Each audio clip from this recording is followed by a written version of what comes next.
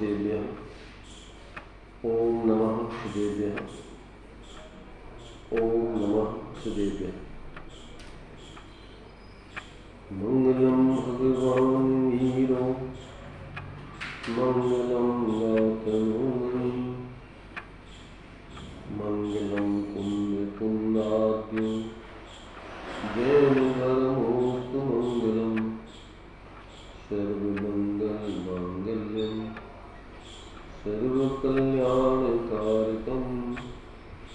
प्रधानं सर्वधर्माणां जैनं जयतु शासनं जैनं जयतु शासनं।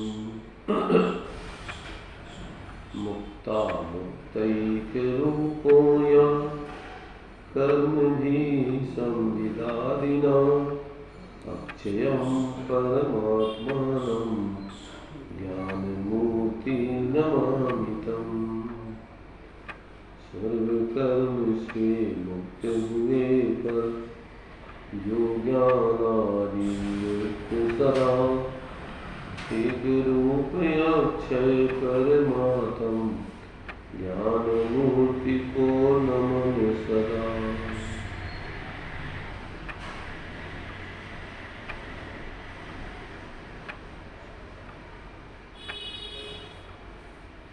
चर्चा अपनी स्वरूप संबोधन के माध्यम से चल रही है।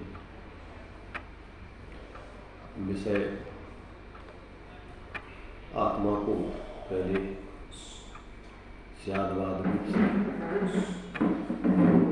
परस्पर अनंत धर्म है उनकी सिद्धि पूर्वक स्वरूप का बोध कराकर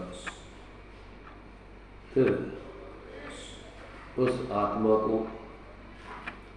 संसार और मुक्ति की दोनों दशाएं उसके जीवन में होती हैं, उनका बोध कराकर, उनके कारणों का बोध कराकर और फिर संसार और संसार के कारणों का त्याग कराने की प्रेरणा दी गई और मोक्ष के कारणों को ग्रहण करके सुखी होने की क्रम से प्रेरणा यहाँ पर दी जाती है।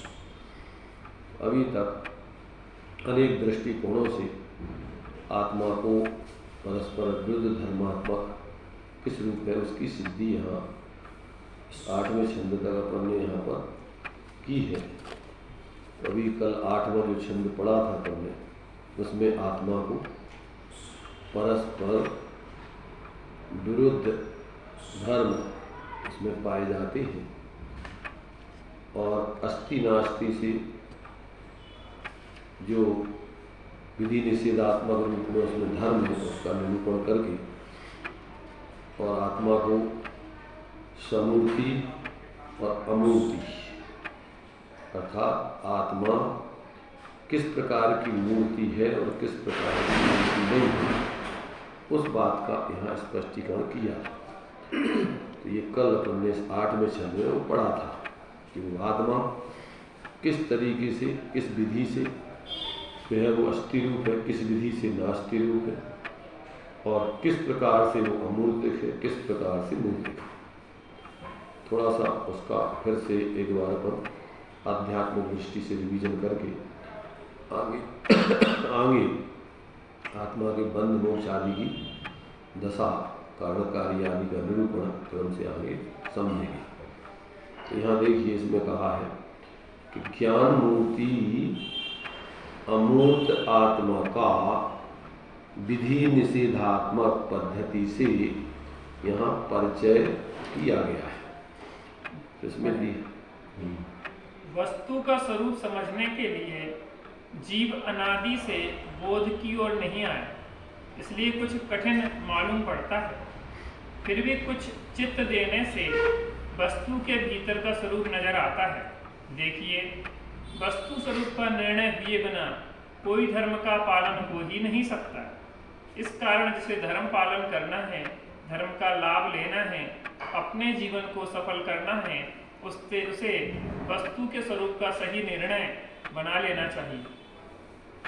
इस प्रकरण में यह बताया जा रहा है कि प्रत्येक पदार्थ विधि निषेधात्मक है। यूँ तो हर एक बात जो भी आप बोलेंगे उसका प्रतिपक्षी भी अवश्य है। जैसे आप कहते हैं मेरी बात सच है, तो यह भी साथ में कहना पड़ेगा कि मेरी बात झूठ नहीं है। लो हाँ और ना दोनों से मिल गई ना बात। इसी तरह जो भी बात आप किसी पदार्थ में कहेंगे उसका प्रतिपक्षी भी अवश्य है। जैसे बोला कि मैं हूँ, तो इसके साथ यह भी जुड़ा है कि मैं और कुछ नहीं हूँ। अगर दूसरी बात यदि न माने तो मैं रह नहीं सकता। मैं हूँ, मैं यदि और कुछ भी हूँ तो फिर मैं क्या रहा। तो प्रत्येक पदार्थ में विधि निषेधात्मकता की बात रहती है। अपने धर्म से है और पर वस्तु के धर्म से नहीं है। मैंने अस्ति नास्ति प्रत्येक धर्म में स्वभाव से विद्यमान है। ये तो समझ में नहीं आने से व्यक्ति भ्रमित है। सब वस्तु स्वरूप में किसी प्रकार की कोई गुंजाइश है नहीं, यानी अपने अस्तित्व को छोड़ने की, पर के अस्तित्व को ग्रहण करने की। पर अज्ञानी अनादिकाल से चूंकि संसार दशा में, संयोगी दशा में जी रहा है, उसको अपने असंयोगी स्वरूप का कभी बोध हुआ नहीं, तो तरफ लक्ष्य गया नहीं। इसलिए उसकी निरंतर विपरीत बुद्धि पूर्वक का और पराश्रित का मिथ्या कल्पनाओं का जीवन अनादिकाल से चल रहा है। अभी अपन को अपने स्वरूप का बोध अस्ति नास्ति से करा करके और आत्मा की क्या है ज्ञान रूपता के साथ साथ समूर्ति अमूर्ति उत्पन्न, अर्थात जो स्पर्श रस गंध वर्ण आदि हैं, ऐसे पुद्गल की जो अपन को 5 इंद्रियों और मन के माध्यम से मूर्तियाँ दिखती हैं, 5 इंद्रियों के माध्यम से जो ग्रहण होता है वो तो पुद्गल की सब कुछ दशा है। आत्मा कहते हैं वास्तव में उस प्रकार से तो वो निषेध है उसका, उस प्रकार के गुणधर्म और मूर्तिकपना तो उसमें नहीं है, परंतु वो अपने स्वरूप का, अपने गुणधर्म आदि को धारण करने का अधिकारी वो प्रत्येक आत्मा है। तो वो अपने प्रदेशों में और अपने ही गुणधर्मों में रहता है, इसलिए वो उस अपेक्षा से ज्ञान मूर्ति, ज्ञानात्मक अनंत गुणात्मक मूर्ति और अपने आकार रूप तो है ही। माने भले ही वो जो छड़ाला में दिया है कि वो चिन्ह मूर्त बिन मूर्त अनूप, 3 भाग है मूल में कि एक तो अपने से वो चैतन्य स्वरूप है और पर में जो स्पर्श रस गंध वर्ण आदि पुद्गल आदि परद्रव्य हैं उनसे रहित है, तो उसकी अपेक्षा वो बिन मूर्ति है, उन पर पदार्थों की मूर्ति नहीं है। और फिर अपने और दूसरों के बारे में शब्दों से उसको बताया नहीं जा सकता पूर्ण रूपे, इसलिए वो अनूप, मतलब कोई उसको बाहर से तो उपमा दी नहीं जा सकती और स्वयं भी उसको अपन शब्दों में विकल्पों में जान नहीं सकते माने अनुभव पूरा नहीं कर सकते। उसके कुछ धर्मों के माध्यम से अपन को मात्र जानकारी मिलती है और उसके माध्यम से उस धर्मी को अपन उन धर्मों के माध्यम से लक्षण समझ करके उन लक्षणों से उसको ग्रहण करें, तो वो लक्ष्यभूत जो आज तक आत्मा अपने लिए अपने ज्ञानगम नहीं हुआ वो अपने ज्ञान में अनुभव में अखंड रूप से आवे और फिर हमारा अनादिकालीन आत्मा के अनुभव पूर्वक का जो पर में अपने पद का मिथ्या अनुभव चल रहा था उसका भाव होकर और फिर अपना नया जीवन प्रारंभ। और यहीं से मोक्ष का मार्ग, जब हम बोलते हैं कि अनुभव चिंता बड़े रतन, अनुभव है रसकूप और अनुभव मार्ग मोक्ष को, अनुभव मोक्ष हो, यहीं से मोक्ष का मार्ग कहो, धर्म का मार्ग कहो, शांति का मार्ग कहो, सुख का मार्ग कहो, अब उसको आप नाम कुछ भी दो, परंतु मूल में धर्म यहाँ से चालू होता है। और सभी जीवों के लिए इसमें जितने भी अज्ञान दशा में जो धर्म के नाम पर जो समूह इकट्ठे हो जाते हैं सांप्रदायिकता लेकर के, वे तो धर्म समझते ही नहीं, माने जो यथार्थ वस्तु स्वरूप नहीं समझे और जो समूह इकट्ठे हो जाते हैं, जो वस्तु स्वरूप समझता है भले ही वो उनके भी समूह तो हो सकते हैं, अर्थात जैसे मान लीजिए ज्ञानियों के सानिध्य में रहने वाले को बड़े बड़े संघ होते थे हजारों के, तो उनमें वो कोई सांप्रदायिक बुद्धि नहीं धारण करते थे, ये तो अपना अपना अंदर में स्वरूप आश्रय से धर्म प्रकट करके एक जैसे अनुभव को जी रहे हैं, इसलिए उनके विचार सम्यक प्रकार के थे, इसलिए वो आपस में एक दूसरे के साथ रहते थे, परंतु वो ये नहीं जानते थे कि एक दूसरे का कोई करता धरता या कुछ लेने देने वाला, ऐसा जो है। परंतु यहाँ तो अज्ञान दशा में जो धर्म संप्रदाय बनते हैं वे तो मिथ्या कल्पनाओं में अपनी सांप्रदायिक बुद्धि से, व्यक्तिवादी बुद्धि से बनते हैं, और वे तो दूसरों के प्रति दुर्भाव करते हैं।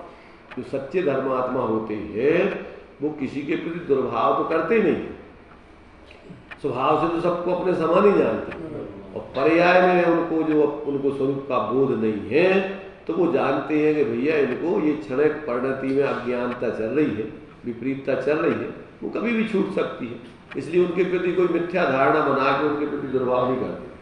और अज्ञानी सांप्रदायिक व्यक्ति तो अपना विरोधी समझता है, जो उनके विचारों से, उनकी क्रियाओं से जो है सम्मत नहीं होता है, उनके साथ नहीं होता है, तो वो तो अपना उनको विरोधी मानता है, अधार्मिक मानता है? तो वो जो है उनके प्रति निरंतर द्वेष बुद्धि करके पाप कमाता है।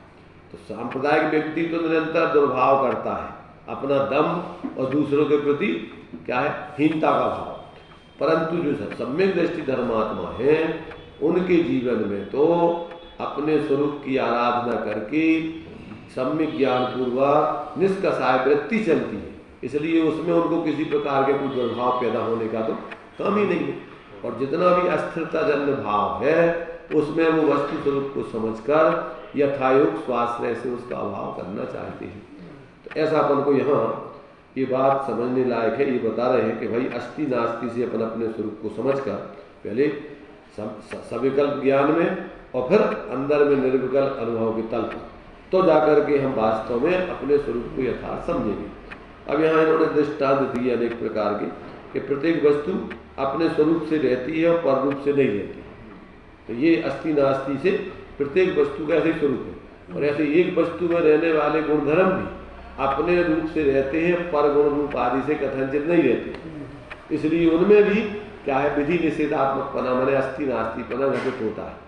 अपन को अपना स्वरूप समझना है तो अपने स्वरूप में रहने वाले अनंत गुण धर्म यदि उनमें लक्षण अलग अलग नहीं हो, उनकी संख्या अलग नहीं हो, उनका कार्य अलग नहीं हो, तो फिर अपन उनको अलग विशेषता रूप में कैसे जानेंगे। परंतु उसको वस्तु से सर्वथा भिन्न नहीं, कथनचित भिन्न और कथनचित अभिन्न, गुण भेद की अपेक्षा तो परस्पर भिन्न है, पर वस्तु बने की अपेक्षा सब अभिन्न है। एक ही वस्तु में रहने वाले गुण है धर्म। तो ऐसा बराबर समझना चाहिए।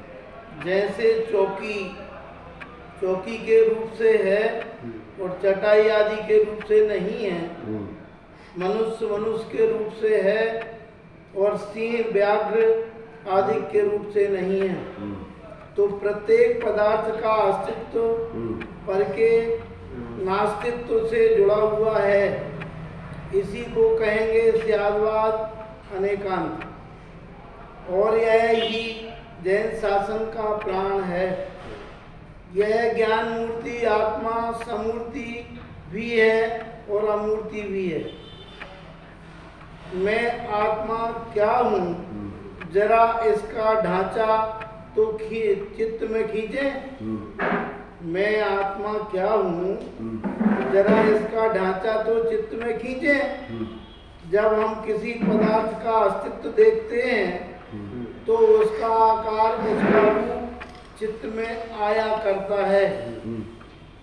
तो जरा आत्मा का ढांचा तो बताओ कि किस प्रकार का आत्मा है। तो बस कहना होगा कि ज्ञान स्वरूप है, ज्ञान ही इसकी मूर्ति है और कुछ नहीं। इस तरह तो वह समूर्ति है, लेकिन आत्मा में रूप नहीं, रस नहीं, गंध नहीं, स्पर्श नहीं, इसलिए अमूर्त है। इस तरह प्रतिपक्षी नाना धर्मों को निरखा जाए तो आत्मा का पूरा ज्ञान होता है। माने एक एक वस्तु अपने वस्तुपने से विद्यमान है, अन्य वस्तुओं के तरफ से वो नहीं है। तो इस तरीके से प्रत्येक वस्तु का अपने स्वरूप से अस्ति और पर रूप से नास्ति, ये उनका स्वयं का स्वभाव है। इस स्वभाव के लिए उनको किसी दूसरे की अपेक्षा नहीं है। और जो ऐसा समझ लेता है और समझ करके अपने को अपने रूप अनुभव करता है, उसका ज्ञान सम्यक, उसका श्रद्धान सम्यक, उसका आचरण सम्यक, उसका जीवन आनंदमय। और जो ऐसा नहीं समझता है वो निरंतर पर में मूर्छित होकर के परेशान, हैरान, दुखी, चतुर्गति का पाप। अब जो है उसी बात को अब अभी तक तो ये इतने परस्पर विरुद्ध धर्मों के माध्यम से आत्मा के स्वरूप को स्पष्ट कर रहे थे। अब ये कह रहे हैं कि संसार दशा और मोक्ष दशा, माने ये सब धर्मों के साथ साथ जीव की पर्याय में ये भी चल रही है, उसका कारणकारीपना भी चल रहा है। माने वो किस कारण से संसार में है, किस कारण से वो मोक्ष में पहुंचता है, उसका फल भोगता है, दोनों प्रकार की ये सब एक जीव में ही ये सारी सामर्थ्य है। उसका स्पष्टीकरण ये 9वें छंद में अभी यहाँ पर स्पष्ट करते हैं। तो देखिए यहाँ पर जो है अपन को खुलासा करना है। इत्यादि नेक धर्मत्वं बंध मोक्षौ तयो फलम् आत्मा स्वीकुरुते तत्त कारणै स्वयमेव तु। इत्यादि अनेक धर्मों को बंध मोक्ष उनके फल को स्वयं उन्हीं के कारण से है आत्म धारण करता सबको। क्या कह रहे, जो अभी अपन ने अभी तक जिन धर्मों की चर्चा की है, इन सब इत्यादि उन वो सब जो है अपन को जो है जितने अभी तक अपन ने धर्मों की चर्चा की उनको आदि लेकर के, और भी इसमें अनंत धर्म है पर अब सबका वर्णन नहीं किया जा सकता। जितने खास अपन को समझने लायक हैं उनकी चर्चा कर ली। तो इत्यादि अनेक धर्मों को, और अब कहते बंध और मोक्ष और उसके फल को। बंध और मोक्ष, तो बंध और मोक्ष और उसका फल। तो कहते हैं बंध क्या है, मोक्ष क्या है, उसका फल क्या है और वो किन कारणों से है। अब इन सबको वो आत्मा स्वयं धारण करता है। अब उसका यहाँ खुलासा करते हैं। तो एक अनेक इत्यादि अनेक धर्मता को, बंध मोक्ष को और उसके फल को उन कारणों से आत्मा स्वयं ही स्वीकार करता है। कौन स्वीकार करता है? इसका कोई दूसरा कर्ता धर्ता नहीं है और भोगता नहीं है। जीव अनादिकाल से है, शाश्वत है। क्या जीव है? शाश्वत है, कर्मों का कर्ता है, उनके फल को भोगता है। मोक्ष है और मोक्ष का उपाय है। ये पूरा का पूरा, इसमें पूरा का पूरा वो सारी चीजें स्पष्ट कर रहे हैं। तो अब देखिए टीका, सहज सुख के निलय। क्या एक एक चीज पढ़ेंगे इसमें, थोड़ी थोड़ी जल्दी नहीं है टीका में। सहज सुख के निलय परम पदार्थ स्वरूपी हे आत्मन, ऊपर दिया हुआ संस्कृत में, हे आत्मन सहज सुख निलय परम पदार्थत्वम त्वं च इत्यादि अनेक धर्मत्वम।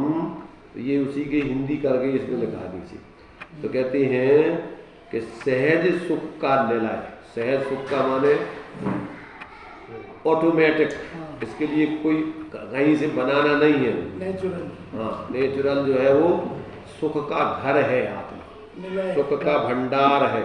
सुख का निलय कहो, घर कहो, भंडार कहो, खजाना कहो, तो वो इस सहज सुख से बना हुआ है। और कैसा है? परम पदार्थ स्वरूप है। तो ऐसे सभी आत्माओं को उसी के स्वरूप के माध्यम से संबोधन कर रहे। तो कह रहे हे सहज सुख के निलय भंडार, हे परम पदार्थ स्वरूपी आत्मन, तुम ही जो इत्यादि अनेक धर्मत्व जो अभी पहले कहे गए हैं, ऐसे ज्ञान आदि उपयोग रूप आदि धर्म स्वरूप हो, तथा स्वयं तुम स्वयं ही बंध मोक्षौ, प्रकृति आदि रूप से बंध और उससे विलक्षण मोक्ष को, इन सब बंधन से रहित मुक्त दशा को, तयो माने उन दोनों को, बंध और मोक्ष की फल माने उसका जो फल आता है, उस फल रूप, उस कार्य रूप फल को, जो बंध और मोक्ष दशा होती है और उसमें जो फल आता है, क्या फल आएगा बंध मोक्ष में? बंध का फल चतुर्गति परिवर्ण पूर्वक संसार की दुख आकुलता को भोगना। कौन भोगेगा? ये जीव स्वयं ही बंध का कर्ता और बंध के फल को भोगता है और स्वयं बंध के कारणों को करता है, कोई दूसरा नहीं है, यही स्वयं है। तो ये स्वयं ही अपना भाग्य विधाता है। अब जैसा भाग्य इसको अपना बनाना बिगाड़ना हो, ये स्वयं स्वतंत्र है, इसका कोई ना इसका करता धरता। तो अब यहाँ पर कहते हैं कि मोक्ष का फल क्या है? निर्बंध दशा, पूर्ण स्वाधीन दशा, परम अतीन्द्रिय आनंद की दशा, इसको प्राप्त करता है। उसके फल को ये स्वयं ही भोगता है अनंत काल तक। तत्त कारण, उनके कारणों द्वारा स्वीकुरुसे, स्वीकार करते हो। कौन? ये संबोधन कर रहे सहज सुख के निलय परम पदार्थ स्वरूपी आत्मा को, ये संबोधन किया जा रहा है। ये प्रत्येक आत्मा के लिए बताया जा रहा है कि तुमने भैया स्वयं ही इन सब संसार की दशाओं को, उनके कारणों को, उसके फल को तुमने ही पैदा किया, तुम ही उसके कर्ता धर्ता भोगता हो। अब तुम ही इससे निवृत्ति कर सकते। बंध और मोक्ष फल के अनुभव की सामर्थ्य होने से बंध और बंध के फल को छोड़कर मोक्ष और मोक्ष के फल को स्वीकार करो। यहाँ यह तात्पर्य जानो। क्या कहा? अभी तक जीव ने बंध और बंध के फल का उनके कारणों पूर्वक अनुभव किया है। अभी तक काय का अनुभव कर रहा है?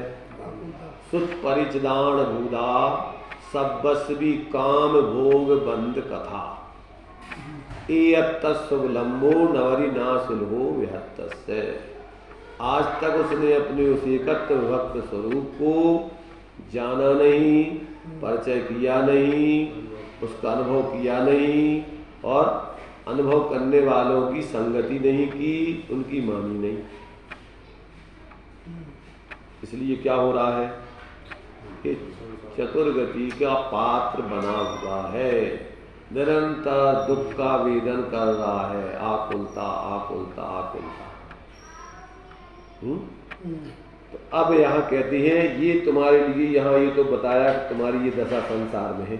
अब इसमें से तुम्हारे लिए अगर सुखी होना है तो अब तुम स्वयं उस बंध के कारणों को छोड़कर क्या करो? मोक्ष के कारणों को जुटाओ और मोक्ष के कारणों को अपना कर मोक्ष को पाओ और मोक्ष का फल अतीन्द्रिय आनंद अनंत काल तक के लिए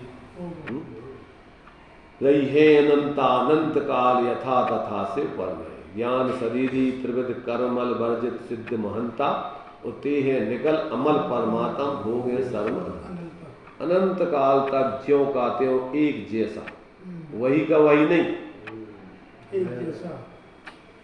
एक जैसा वैसा का वैसा ही निरंतर एक समय में अनंत सुख। क्यों कि आत्मा सुख का भंडार है और उसका आश्रय करोगे तो वो सुख भोगोगे। चलिए दूसरा पढ़िए।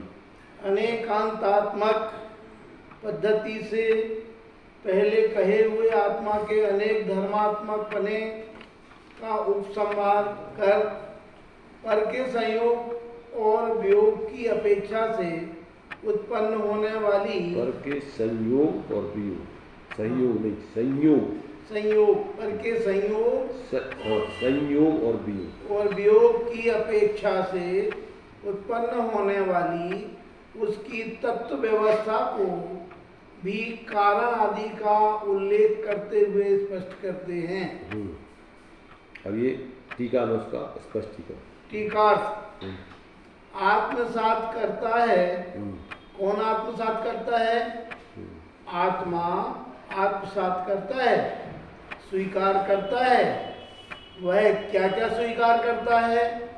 पहले जो अनेकात्मक शैली में कहे गए हैं, अनेकांतात्मक शैली में कहे गए हैं, पहले जो अनेकांतात्मक शैली में कहे गए हैं, अब उनका उपसंहार करते हैं। उन सबको मुख्य कर स्वीकार करता है। पूर्वोक्त अनेक धर्म में प्रवृत्ति आदि आदि अन्य भी अनेक धर्म जहाँ हैं वह उन सबको स्वीकार करता है। देखो इत्यादि माने जो अपन ने पहले पढ़े हैं उन सबको आदि लेकर के पहले जो अनेकांतात्मक शैली में जो आत्मा का स्वरूप बताया है मुक्ता मुक्त एक आदि जो है पूरा, उसमें जो है उन सब अपने अनेकांतात्मक ऐसा अपना जो स्वरूप है ऐसे उस स्वरूप को और भी जो प्रवृत्ति माने इसके अलावा भी जो आगम में अपन को अनंत धर्म बताए हैं उन सब तो अनेकांतात्मक शैली में कहे गए। अब उनका उपसंहार करते हैं। उपसंहार माने संक्षेप में तुम्हारे लिए उसका सार बताते हैं। उन सबको मुख्य कर स्वीकार करता है कौन? वही आत्मा। पूर्वोक्त अनेक धर्म प्रवृत्ति, धर्म माने जो अपन ने अनेक धर्म बतलाए उनको आदि प्रवृत्ति माने इत्यादि अन्य भी अनेक धर्म जहाँ है वह उन सबको स्वीकार करता है। माने उन्हीं को अकेला स्वीकार नहीं करता। प्रवृत्ति माने इत्यादि जो अपन ने बताया उनको और आदि करके और भी जो समझना धर्म इत्यादि और भी अन्य जितने धर्म हैं जहाँ वह उन सबको स्वीकार करता है। मैंने अकेले उन्हीं को नहीं करता है और भी आत्मा में आगम में जितने भी आत्मा में अनंत धर्म बताए हैं उन सबको स्वीकार करता है। ऐसा अर्थ है। जिस प्रकार पहले अनेक धर्म दृष्टांत रूप में कहे गए थे उसी प्रकार अन्य भी अनेक आगम में कहे गए हैं। तो उन कहे गए आगम में उनको युक्ति माने प्रमाण और नय से भेद और अभेद दृष्टि से। प्रमाण में पूरी वस्तु अखंड ज्ञात होती है और नयों के माध्यम से उस वस्तु को खंड खंड करके समझाया जाता है। तो कहते हैं युक्ति माने प्रमाण नय के माध्यम से जो उन वस्तुओं का स्वरूप बताया गया है और अनुभवम में जो अपन अनुभव भी स्वयं करते हैं ऐसे उन धर्मों को आत्मा स्वीकार करता है। कौन करता है? जिसको आत्मकल्याण करना है वो स्वीकार करता है। वह उन्हें कैसे स्वीकार करता है? तत् कारणै उन कारणों से स्वीकार करता है। किन किन कारणों से? बंध के कारणों से, मुक्ति के कारणों से, उसकी फलादि से सबको स्वीकार करता है कि हाँ वास्तव में ऐसे ही हमारे ये आज तक अनादिकाल से अज्ञानता में हम बंध के कार्य करते रहे हैं।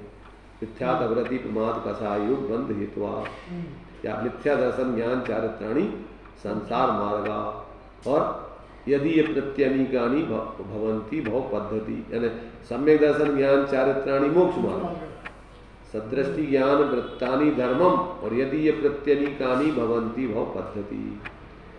तो मोक्ष का कारण और संसार का कारण। इससे विपरीत परद्रव्यों से भिन्न अपना ज्ञान, अपना श्रद्धान, अपना आचरण ये मुक्ति का उपाय और अपने स्वरूप को भूलकर परद्रव्यों में अपनापना, उनको अपने रूप जानना, निरंतर उन्हीं में अपनी परिणति को जोड़े रखना, ये सब मिथ्या दर्शन ज्ञान चाहे और ये रात दिन वर्तमान में दुख का कारण है और आगे चतुर्गति संसार का कारण है।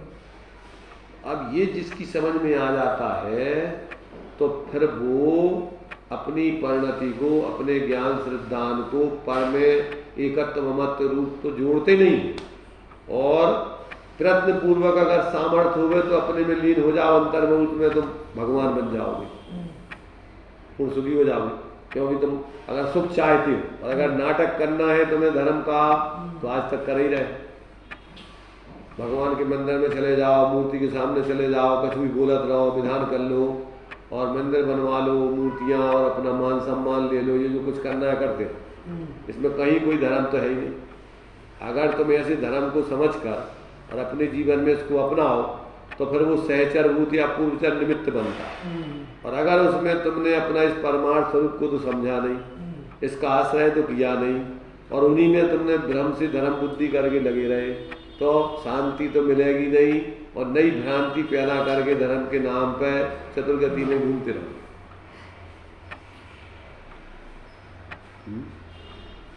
क्या कह रहे हैं?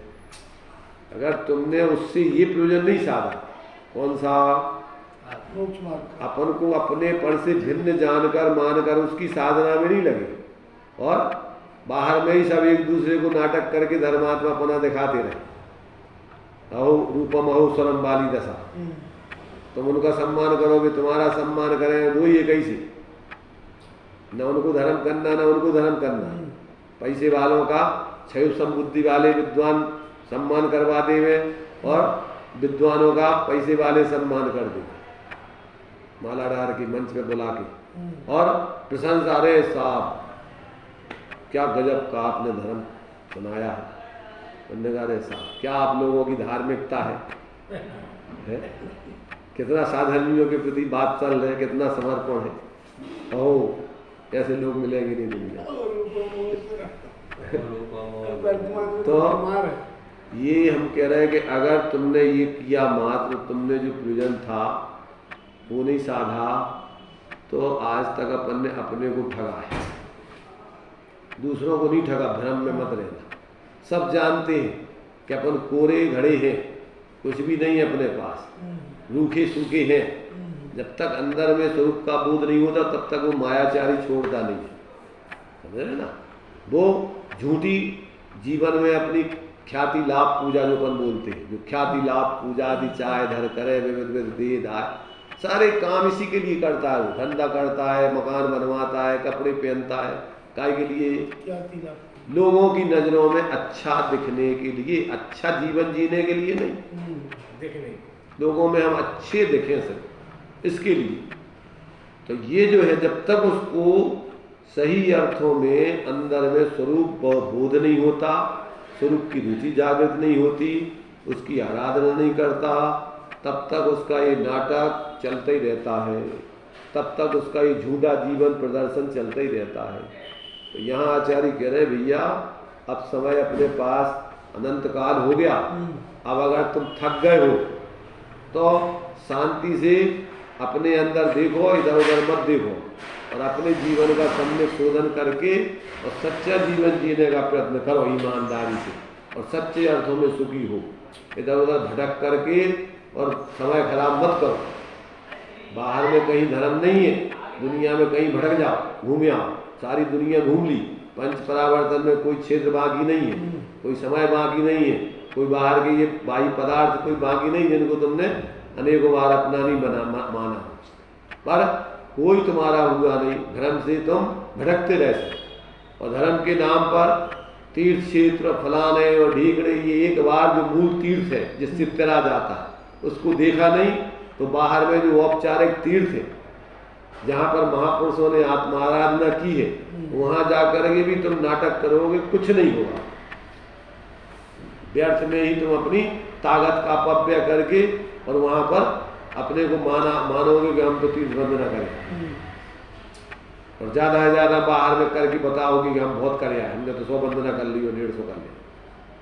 एक भी वंदना कर लो अगर सच्ची तीर्थ की, तो तुम्हारा संसार का जन्म मरण का चक्कर छूट, संसार से तरा जाए, मूल में तो वो तीर्थ है और वो तुम्हारे अंदर है, बाहर में नहीं है कहीं। और जब तक ऐसे उस तीर्थ की, उन तीर्थों पे तो आरोपित है वो तीर्थ सब जितने भी, वहाँ तो उन जिन महापुरुषों ने आत्माराधना की है तो उस पर उपचार से आरोप आया है कि ये तीर्थ क्षेत्र, मूल तीर्थ क्षेत्र अपने अंदर में है। और वो जब तक नहीं समझे तब तक ये व्यवहार के तीर्थ क्षेत्र भी तुम अपने आप को झूठे रूप में है। तो ये यहाँ पर कहते हैं कि जब ये जीव वह उन्हें कैसे स्वीकार करता है, उन्होंने कारणों से स्वीकार करता है, उन्होंने वस्तुओं को अनेक भेद प्रभेद सहित प्रमाण न निक्षेप अनुयोगों द्वारा उपादान निमित्त के भेद रूप कारण या कारणों से उन्हें स्वीकार करता है। सब चीजें उसके लिए जब आत्मार्थ साधे तो सारी चीजें तुम्हारे लिए उपयोगी हैं। रत्नगण श्रावकाचार्य जी का दूसरा श्लोक जो टीका की है सदाशिवदास जी ने, तो उसमें उन्होंने सारी ये चीजें लिखी हुई हैं। कौन सी? धर्म का स्वरूप बताने, सदृष्टि नहीं, वहां जो दिया है जब हम तुम्हारे लिए मोक्ष, अब तुम्हारे लिए सुखी होने का उपाय बताते हैं। दूसरा वेश्यामी समीचीनम धर्मम कर्म निवारणम संसार दुखता सत्वान यो धरती उत्तमे सुखे। अब हम तुम्हारे लिए वो धर्म बताएंगे जिससे तुम संसार के दुखों से छूटकर उस परम आत्मिक सुख को प्राप्त कर लो। तो क्या ऐसा धर्म तीर्थ क्षेत्रों पे धरा नहीं, बाजार में मूल आवे नहीं, किसी को राजी करने से मिलता नहीं, और बाहर में तपस्या आदि करने से मिलता नहीं। ये तो तुम्हारे आत्मा का स्वभाव है। जब उसका आश्रय करके आराधना करो तो ये सारे के सारे तुम्हारी तीर्थ यात्रा, दान, फिर सब कुछ उपचार से धर्म नाम पाते हैं। परंतु जब तक वो तुमने अपने मूल धर्म को नहीं समझा तब तक कहीं धर्म धरा नहीं जहां से ले आओ। बहुत ज्ञानियों ने अपने लिए वास्तव में सब कुछ ऐसा रख दिया हथेली पे जैसे आंवला रखा होता है। अब फिर भी ये जीव आंखें बंद करके और नहीं समझ के उल्टे काम करता रहे तब वो कुछ नहीं कर सकता। इसलिए यहाँ पर कहते हैं कि ये अपन को सब प्रकार से स्वीकार करना, माने प्रमाण निक्षेप, अनुयोग, निमित्त उपादान का, उनके निश्चय व्यवहार आदि, ये सब कारण आदि, इन सबको स्वीकार करता है ज्ञान। और वह किसे स्वीकार करता है? बंध और मोक्ष, अर्थात बंध मोक्ष, बंध अवस्था और मोक्ष अवस्था को स्वीकार करता है, आत्मसात करता है। वह उन्हें कैसे आत्मसात करता है? तत् कारण उनके कारणों सहित। देखो यहाँ पर जो है अभी बंध के कारण और मोक्ष के कारण बता रहा है। तत् कारण बताना ना, तो बंध का कारण है आश्रम और मोक्ष का कारण है संबंध। बंध का कारण है आश्रम और मोक्ष का कारण है संबंध पूर्वक, उनके कारण है, उन पूर्वक आत्मसात करता है। तो उसके फिर सांप्रदायिक इरियापद के भेद प्रभेद रूप योग स्थानों और मिथ्या दर्शन, अवरति, प्रमाद, कसाय रूप भाव स्थानों आदि, भाव स्थानों अर्थात बंध के कारणों से बंध को आत्मसात करता है। बंध के कारण क्या बतलाए? जो यहाँ लिखा है ये 6 ढाला के हिसाब से पढ़े, यो अजीब आवाज का सुनिए। मन वच काय त्रियुगा, मिथ्या अवरति, अरु, प्रमाद, कसाय सहित उपयोगा, ये ही आत्म को दुख कारण ताते इनको तजिए, जीव प्रदेश बंधे विधि सो बंधन कहूंगे सजिए। यही लिया है योग और उपयोग की चंचलता, योगों की चंचलता और उपयोग की मलिनता। अगर दो में लेना है, क्या क्या लेना? योगों की चंचलता, बंध के हेतु है योगों की चंचलता, उनसे कर्म आते, और उपयोग की मलिनता से कर्म बनते। ये आश्रम बंध होता है। तो उपयोग की मलिनता माने क्या? मिथ्या, अवरति, प्रमाद, कसाय सहित उपयोगा। जब उपयोग इन रूप होकर के परिवर्तन करता है तो ये ही आत्म को दुख कारण ताते इनको तजिए, जीव प्रदेश बंधे विधि सो बंधन गवऊ न सजिए। अपन जो सजती है ना भैया, थोड़े हम सज लाए, सज लेवे, क्या करा था? सज में लीपा पोदी करा शरीर के ऊपर, क्या अच्छो खासो ओरिजिनल शरीर को बिगाड़ते। ऐसे ही आत्मा तो उपयोग से अपने आप में अत्यंत सुंदर है, परंतु ये क्या करता है? ये अपनी सुंदरता बनावे के लाने मिथ्या, अवरति, प्रमाद, कसाय को ग्रहण करके सजता है। तो कहते इनसे कहूँ न सजिए। क्या करते? अपने ओरिजिनल शरीर को बिगाड़ के लिए बपोती करके क्या करते? हम बहुत सुंदर लग रहे हैं। वो आता ना सनत कुमार चक्रवर्ती का, जब भी अखाड़े में धूसरित थे तो देवों ने देख करके प्रशंसा की कि वाकई जो है तुम्हारा क्या सुनी। तुमने देखा कि क्या देख रहे थे? कहने लगे बहुत। अरे अभी तुमने क्या देखा हमारा? जब हम सज धज के राज सिंगा उधर बैठेंगे, जब देखना, जब सज धज के बैठ मुंडी मना हलाई है, वो तुम्हारी सहजता खत्म हो गई, वो असलियत अब नहीं देख रही। इसलिए यहाँ कह रहे हैं कि ये सब इन कारणों सहित ज्ञानी मैंने जो जिनको आत्मकल्याण करना है सबको स्वीकार करता है। क्या करता है? वो आत्मसात माने इन सबको स्वीकार करता है। आश्रव, संबंध, निद्रा पूर्वक और उनके कारण पूर्वक उन्हें आत्मसात करता है। सांप्रदायिक और ईरियापद के भेद प्रभेद रूप योग स्थान और मिथ्या दर्शन, अवरति, प्रमाद, कसाय रूप भाव स्थान अर्थात बंध के कारणों से बंध को आत्मसात करता है तथा मोक्ष के उपाय भूत नहीं मिला, हाँ, तथा मोक्ष के उपाय भूत पढ़ो तथा मोक्ष के उपाय भूत संबर रूप गुप्ती समिति संबर के कारण हाँ। संबर के कारण है आश्रम अनुदा संबरा सा गुप्ती समिति धर्म अनुप्रेक्षा परिसर्जय चर, ये सब उपाय है उसकी संबर की। तो संबर रूप गुप्ती समिति धर्म अनुप्रेक्षा परिसर्जय चारित्र से और निर्जरा काय से तप से, तपसा निर्जरा से, तप के भेद प्रभेद रूप निर्जरा स्थानों से मोक्ष को आत्मसात करता है, अर्थात ऐसे सबको स्वीकार करता है। आत्मा और किसे स्वीकार करता है? उन बंध और मोक्ष के उत्पन्न होते हुए परिणाम को स्वीकार करता है। तयो फलम, उनके फल को, उनका फल क्या है?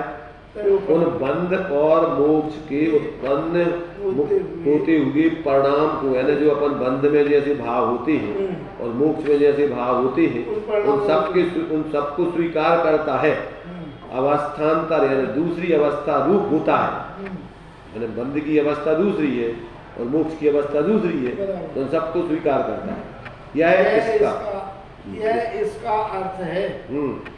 वह उन्हें कैसे आत्मसात करता है? जानने के उपाय रूप से कहे गए प्रमाण आदि द्वारा जो गुणधर्म कहे गए हैं उनके फल को आत्मसात करता है।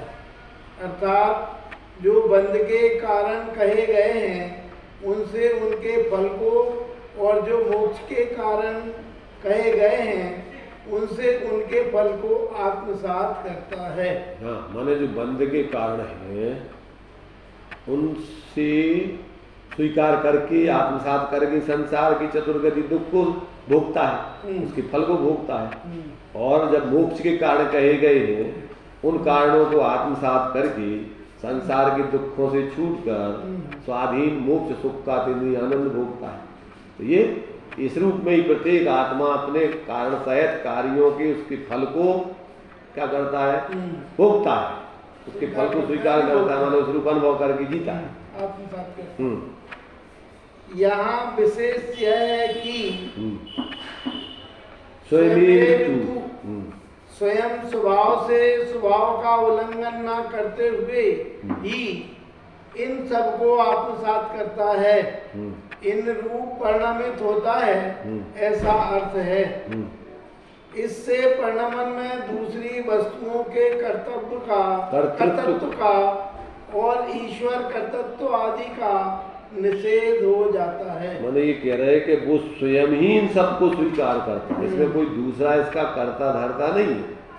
ऐसा इनके कारण हमें करना पड़ रहा है, या हमें कोई भगवान है वे करावे धरावे वाले हैं, होता वही है जो मंजूर खुदा होता है। तो कहते यहाँ इतना कोई खुदा होता नहीं बैठा है कि जो तुम्हारे लिए कराने वाला है।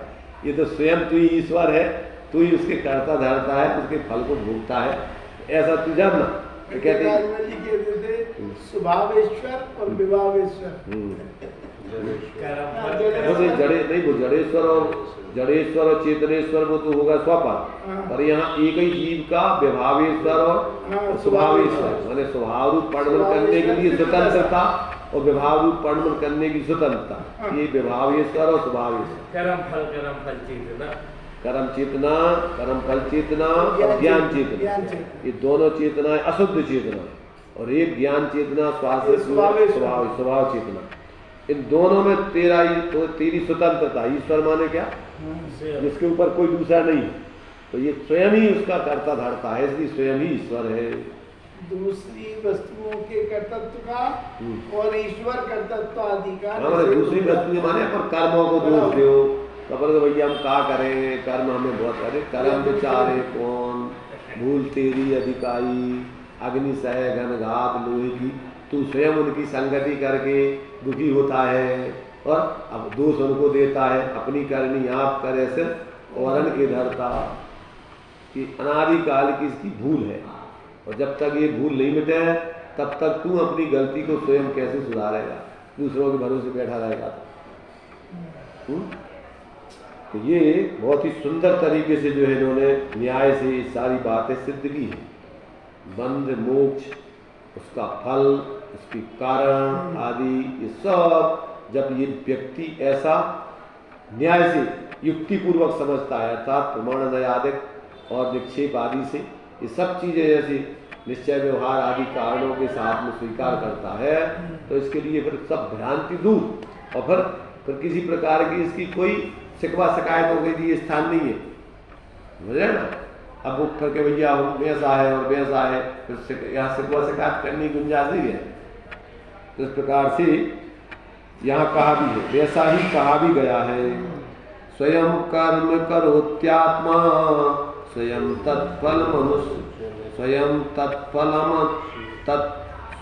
तत्फल मस्नुते स्वयं भ्रमति संसारे स्वयं तस्मात् विमुच्यते। अर्थात आत्मा स्वयं कर्म करता है, स्वयं उसके फल को भोगता है, स्वयं संसार में भ्रमण करता है और स्वयं ही इस संसार के बंधनों से छूटता है। कौन है इसका कर्ता धर्ता? स्वयं। कोई न इसका कर्ता धर्ता। जीव अपने स्वयं की गलती से नाचता है संसार में। तो इस प्रकार से और कर्म अपने स्वयं से ही परिणमित होकर के परिणमित होता है। और यहाँ स्वरूप व्यवस्था, बंध मोक्ष व्यवस्था और उसके फल भोग तत्व की व्यवस्था दिखाई गई है। इस प्रकार 7 तत्वों का स्वरूप संक्षेप में प्रतिपादित किया। वस्तु स्वभाव का उल्लंघन नहीं होने के कारण ही कार्य कारण भाव होने पर भी स्वतंत्र रूप से ही आत्मा उस रूप पर नमित होता है, ऐसा कहा गया है। मैंने पूरी जिम्मेदारी इसकी पूरी अपनी है। आज जो है वो अपने कारण से है और आगे जो भी रहेगा वो अपने कारण से। पहले जो था वो अपने कारण से, इसमें किसी अन्य का कोई हस्तक्षेप नहीं है। और जब तक ये बात नहीं समझेगा तो अपनी गलती कैसे छोड़ेगा और सही कारण अपना करके कोई सुखी नहीं हो सकता। अथवा स्वयमेव तू, इस पद का फल के साथ ही संबंध जोड़ना चाहिए। आत्मा उन दोनों का फल स्वयं ही भोगता है, यह इसका अर्थ है। इससे आत्मा की कर्म करने में स्वतंत्रता, परंतु उसका फल भोगने में परतंत्रता का प्रतिपादन करने वाले कथन के अपसिद्धांतता प्रकट हुई। अर्थात ऐसा मानना अनुचित है, ये सिद्ध हुआ। क्या सिद्ध हुआ? कि जीव कर्म करने में तो स्वतंत्र है पर कर्म के फल को भोगने में परतंत्र। ऐसा नहीं है। तो कहते इस पद का मैंने जो अभी पढ़ा है कि अथवा स्वयमेव तू, इस पद का फल के साथ ही संबंध जोड़ना चाहिए। अर्थात आत्मा उन दोनों का यानी मोक्ष और बंध का फल स्वयं ही भोगता है, यह इसका अर्थ है। इससे आत्मा की कर्म करने में स्वतंत्रता, परंतु उसका फल भोगने में परतंत्रता का जो प्रतिपादन करने वाले कथन है उनकी अपसिद्धांतता प्रकट हुई। अपसिद्धांतता माने झूठता, अयथार्थता सिद्ध हुई। अर्थात ऐसा मानना अनुचित है, ऐसा जानना चाहिए।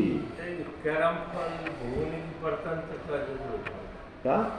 जब आप कर्म फल भोगने की परतंत्रता नहीं है। जो लोग ऐसा कहते हैं कि कर्म करने में तो तुम स्वतंत्र हो, परंतु कर्म का फल तुम दूसरे तुम्हें परतंत्रता है, दूसरों के कारण से भोगना पड़ेगा। तो कहते नहीं, कर्म करने में स्वतंत्र हो और कर्म के फल को भोगने में ही स्वतंत्र। इसमें कोई परतंत्रता नहीं है तुम्हारे कि दूसरों की जबरदस्ती से तुम्हें भोगना पड़ता। समझ में तो यही आपको इसमें जैसे आता है इस चीज को तो बोल रहे हैं कि ये मिथ्यात्व है, ये अब सिद्धांत तुम्हारा सही मान्यता नहीं। स्वयं ही कर्म करोगे, स्वयं ही उसके फल को भोगोगे, इसमें दूसरा तुम्हारे कर्मों को भोगवाने वाला नहीं है कोई। कोई ईश्वर के भैया तुम्हें अब तुमने कर लो तो तुम्हें ईश्वर तुम्हें भगाएगा। जो कहते ना कर्म किए जा फल की इच्छा मत कर दे इंसान, जैसे कर्म करेगा वैसे फल देगा भगवान, तो फल तुम्हें भगवान देगा। तो ये बता रहा है कि ये तुम्हारा ऐसा सिद्धांत सही नहीं है, फल भगवान नहीं देगा, फल भी तुम ही भोगोगे और तुम्ही ने कर्म किया है और उसका परिणाम भोगने के लिए भी तुम स्वतंत्र हो, तो भगाने के लिए कोई दूसरा नहीं आएगा तुम्हें व्यवस्था देने। ये बात यहाँ बताई गई। जैसे मान के चलो हमारी सुनील भाई से हो गई लड़ाई और हमने सुनील भाई के ऊपर कहीं अटैक कर दो, सुनील भाई के देखो उनने मार दो, लेकिन कर्म इनके ही थे, कोई कहलाएगा? ऐसा है, सुनील भाई को तुमने मार दो तो सुनील भाई ज्ञानी होंगे तो तुम उनका बाल नहीं बिगाड़ सकते, कछु नहीं मार दो तुमने, कहा मार दो, शरीर को मार दो, आत्मा तो अपने मुनिराजों के ऊपर उपसर्ग कर दे दो। मुनिराज का करा, मुनिराज भोगा थे, वो भोगा अलग बात नहीं, यही बात यार की बात कर रहे हैं। अरे हम ये कह रहे थे, सुनो अपनी नेतागिरी मत बता, यहाँ भी वही लागू होता है। अपन क्या है अज्ञानता में दूसरों के ऊपर टाल दो, उनने कुछ नहीं किया, बाहर में तुमने जो किया कर्म का उदय आया वो बाहर ही में आया, और अंदर में तो भोगने वाले करने वाले तुम हो। अगर तुम विपरीत कसाय के कार्य नहीं करो उस समय, देखो कर्म करना और कर्म का फल भोगना एक ही समय होते, अलग अलग तो ये उपचार का कथन है, निमित्त नैमित्तिक समय। जिस समय तुमने कसाय की तो उसका फल आकुलता उस समय भोगी तो कोई दूसरा भगवान काल भोगने में आती है। और जिस समय मान लीजिए सामने वाले ने मान लो तुम्हें मारा कि नहीं मारा, मारा और तुम उसमें नहीं जुड़े तो तुम उसकी फल को भोगना पड़ेगा, तुम तकलीफ भोगना पड़ेगा। वो तो चाहता था कि तुम जो है दुखी हो और तुम अपने स्वरूप में रहे, ज्ञाता दृष्टा रहे, तुम्हें फल भोगना पड़ा उसका। इसलिए जो कर्म करता है उसका फल वही भोगता है, इसके लिए कोई दूसरा जिम्मेदार नहीं। पुण्य कर्म करो, पुण्य कसाय करी तो भी फल उस तत्काल आकुलता भोगेगा। तुम्हें आकुलता भोगना जरूरी नहीं, बाहर में तुमने भले ही निमित्त नैमित्तिक संबंध से शरीर में कुछ लग गया, कट गया, तो शरीर है वो, तुम थोड़ी हो, तुम जीव हो, तुम उसमें नहीं जुड़ोगे तो क्या होगा, और जुड़ोगे तो कल बोलोगे भोगोगे, उसके कारण से नहीं भोग रहे तुम, काय से भोग रहे तुम, अपनी अज्ञानता से भोग रहे। इसलिए कर्म के करने में और भोगने में तुम पूर्ण स्वतंत्र, कोई दूसरा इसका करता धरता भोगता नहीं है। अच्छा, इसमें जो निमित्त बन जाती है, जैसे अभी जो हमने उदाहरण दिया कि हमने मारा, तो कभी पहले इनने हमारे साथ किया, जरूरी नहीं है उनने किया हो, जैसे अग्निभूत वायुभूत वाला है। अरे भाई हम ये कह रहे ठेकेदार है का, ये तुम्हारे से जैसे मान लीजिए वे तुम्हारे 10 भाव तक तुम्हारे पार्शनाथ के ऊपर अवसर कर रहे थे, अभी कर रहे थे तुम्हारे ऊपर, पर पूर्व में कभी तुमने किसी के साथ किया होगा, जरूरी नहीं है कि कोई तुम्हारे संग करा, तुमने करा किसी के साथ हो, उदय आएगा तो कोई भी निमित्त बन जाएगा, तुम्हारे लिए ऊपर से बिजली गिर जाएगी, तुम्हारे लिए भूकंप आ जाएगा। इसलिए ये नहीं है कि कोई तुम्हारे कर्जा लेने के लाने आए, अगर हिसाब किताब चुकाऊ हो तो फिर मोक्ष में से आऊँ न पड़े पार्शनाथ को, कैसे तुम्हारे संगीत तो उन्हें अपकार करो 10 भाव तक, अब उनको कर्जा चुकाओ तो। इसलिए व्यवस्था ये नहीं है कि जिसने किया है उसी को उसका परिणाम फिर उसको कोई भोग, वही उसका हाँ उसका वो दे देगा, कोई भी दे देगा, हाँ वो तो उदय आएगा तुम्हारे लिए, तुमने कर्म मान, हाँ जरूरी नहीं है, अगर तुम समझ जाओगे तो कर्मों की निर्जरा भी हो जाएगी, जरूरी नहीं है कि उसका फल भोगना पड़े। 70 कोड़ा कोड़ी सागर तक के बांधे हुए कर्मों को अब भाव शुद्धि कर लो, उसको तुम क्या करोगे, निर्जित कर सकते हो और बढ़िया अपने सब उस कर्मों से निर्वृत्त होकर के सुखी हो सकते। इसलिए ये व्यवस्था व्यवहार की अलग है, परमार्थ की तो तात्कालिक है। जिस समय तुमने कसाई की उसी समय आकुलता भोगी, जिस समय तुमने ज्ञान आनंद स्वरूपाश्रय किया उसी समय तुमने आनंद भोगा, इसके लिए कोई दूसरा जिम्मेदार नहीं और समय भेद भी नहीं, एक ही समय में दोनों चीजें हो रही उसी समय। तो ये परमार्थ से करने वाला भोगने वाला एक ही समय उसी समय उसका फल भोगता है, और व्यवहार की व्यवस्था कर्म बंद की वो अलग है, उसमें जरूरी नहीं है कि भोगना पड़े और तुम्हारे लिए कोई उस प्रकार की मजबूरी हो, वो भी उसमें भी तुम स्वतंत्र, नहीं जोड़ोगे तो कुछ नहीं, वो अपना निर्जित हो जाए। इस प्रकार से ही तुम्हारी बहुत ही सुंदर इस 9वें श्लोक का पुण्य, ये बंध मोक्ष उसके कारणकारी, उसमें पूर्ण स्वतंत्रता जीव की, ये पूरा इसमें स्पष्टीकरण किया है। और भी जो है आगे कैसे कारण होते हैं, अनेक प्रकार के जो है मैंने आत्मा के लिए उपाय आदि बताए। चलिए अभी अपना टाइम निज दीन में बताई,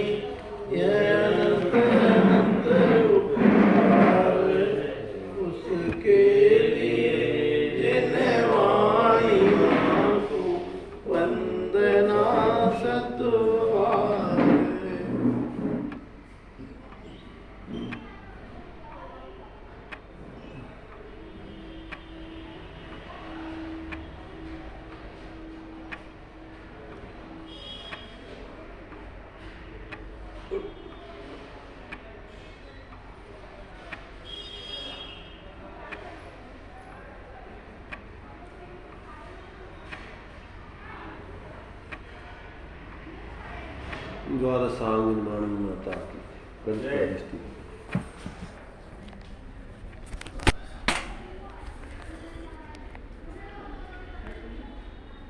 आज काय मिली